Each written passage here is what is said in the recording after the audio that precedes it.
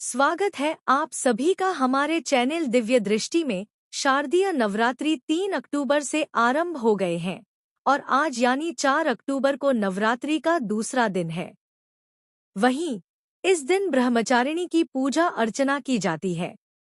ये माँ दुर्गा का दूसरा स्वरूप और 9 शक्तियों में से दूसरी शक्ति है।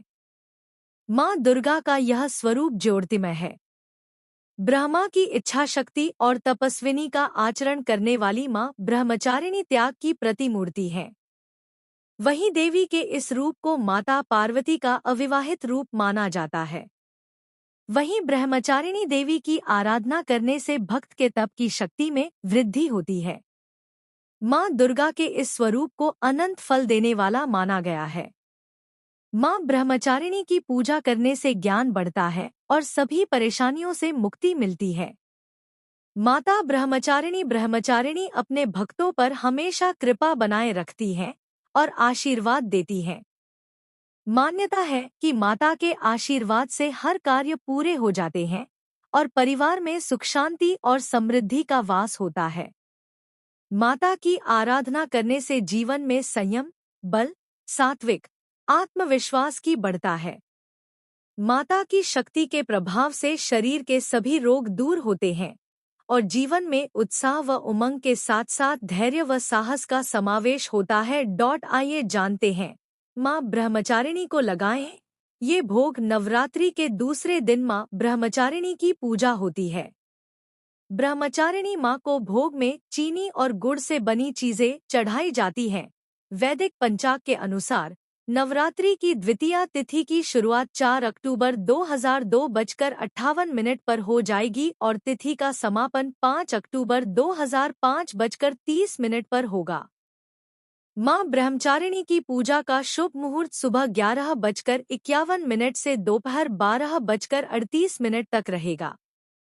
आइए सुनते हैं माँ ब्रह्मचारिणी की कथा। पूर्वजन्म में ब्रह्मचारिणी देवी ने पर्वतों के राजा हिमालय के घर पुत्री रूप में जन्म लिया था। साथ ही नारद जी के उपदेश से भगवान शिव को पति रूप में प्राप्त करने के लिए घोर तपस्या की थी। इस कठिन तपस्या के कारण इन्हें तपश्चारिणी अर्थात ब्रह्मचारिणी नाम से जाना गया। 1000 वर्ष तक इन्होंने केवल फल फूल खाकर बिताए और 100 वर्षों तक केवल जमीन पर रहकर शाक पर निर्वाह किया। कुछ दिनों तक कठिन उपवास रखे और खुले आकाश के नीचे वर्षा और धूप के घोर कष्ट सहे। 3000 वर्षों तक टूटे हुए बिल्व पत्र खाएं और भगवान शंकर की आराधना करती रहीं। इसके बाद तो उन्होंने सूखे बिल्व पत्र खाना भी छोड़ दिए। कई हजार वर्षों तक निर्जल और निराहार रहकर तपस्या करती रहीं।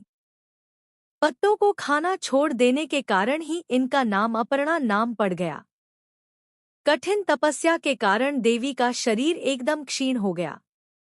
देवता, ऋषि, सिद्धगण, मुनि सभी ने ब्रह्मचारिणी की तपस्या को अभूतपूर्व पुण्यकृत्य बताया, सराहना की और कहा है देवी आज तक किसी ने इस तरह की कठोर तपस्या नहीं की, यह आपसे ही संभव थी।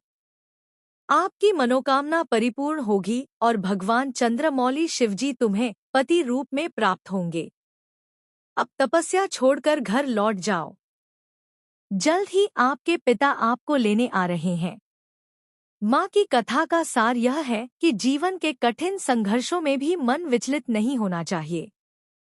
माँ ब्रह्मचारिणी देवी की कृपा से सर्व सिद्धि प्राप्त होती है। अगर आपको हमारा यह वीडियो पसंद आया हो तो लाइक, कमेंट और शेयर करें। अगर चैनल सब्सक्राइब ना किया हो तो सब्सक्राइब करें। धन्यवाद।